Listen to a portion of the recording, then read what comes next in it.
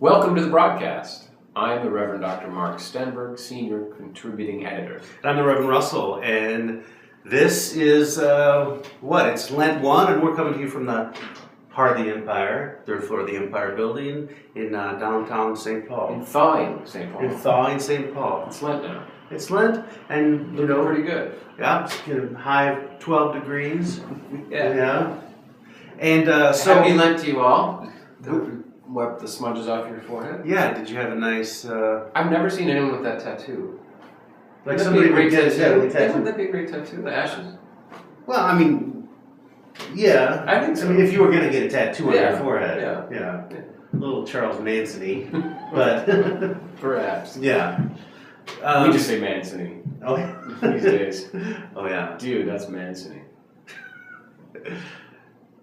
So let's get back to it. This is Matthew chapter 4, verses 1 through 11. Why are we kidding around? It's Lent, people. Oh, yeah. Come on.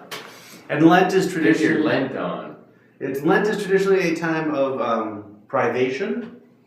I wanted to say privation. Thank you. Do you give up anything for Lent? No, I do things. Oh.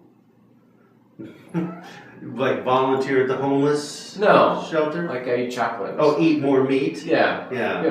Yeah, boy, that's very... Maybe we should start over. Yeah, no, this is good. We're going to move on. Well, what about, you got your Peter Rollins, he gives up God for Lent.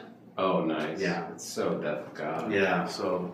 Nice. So anyway, it's Lent, it's the temptations. Lay it on us. Yeah. Here we go. Yeah, the temptation. So much different than in Mark. In Mark, there are no words spoken. It's just this power of the will. Yeah. Jesus and Satan. Right. Mano, mano, diablo.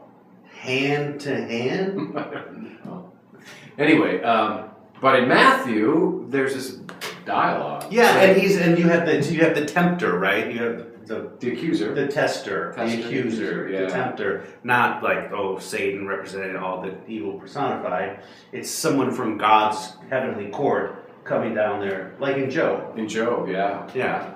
Some fallen being, or perhaps from the heavenly court. Yeah. And they have a little debate about Scripture. Just like a couple old rabbis. Exactly. Yeah. That's how it plays out in Matthew. Yeah. It's very much like that. I don't know what that means. Well, it's some preface to his ministry, right? Here? Sure. We're back in chapter 4. We're back in chapter 4, and it's sort of like establishing sort of these parameters. And I think it's interesting questions, too, because like as you mentioned before, like when he says you could turn these stones to bread, and the emphasis on loaves, like not just enough bread to feed you, but you could, end starvation or whatever. Yeah, it's very consciously the choice is the plural, loaves. You can feed everybody. Why don't you? Which is a good question. Probably the best question about this text. Right. Like, well, because I want to just make everybody feel loved later. Yeah. Or maybe he does some very real work in the spiritual realm. Perhaps. Reconciling all humanity. Perhaps. But bread, nice. Bread, nice. Yeah. Nobody hungry. What were some of the other temptations that we might reconstruct? Here.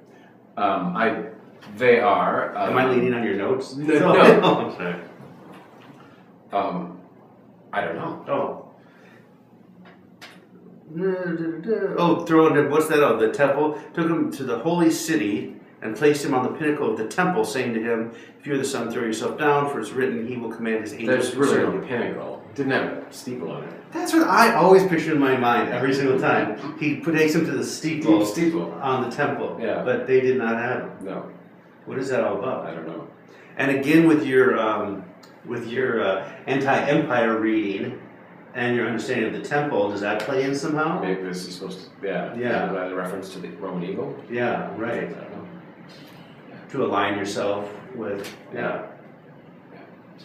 So what's the real question here? What's this all about? What is the point of this? It establishes Jesus certainly as a different kind of Messiah.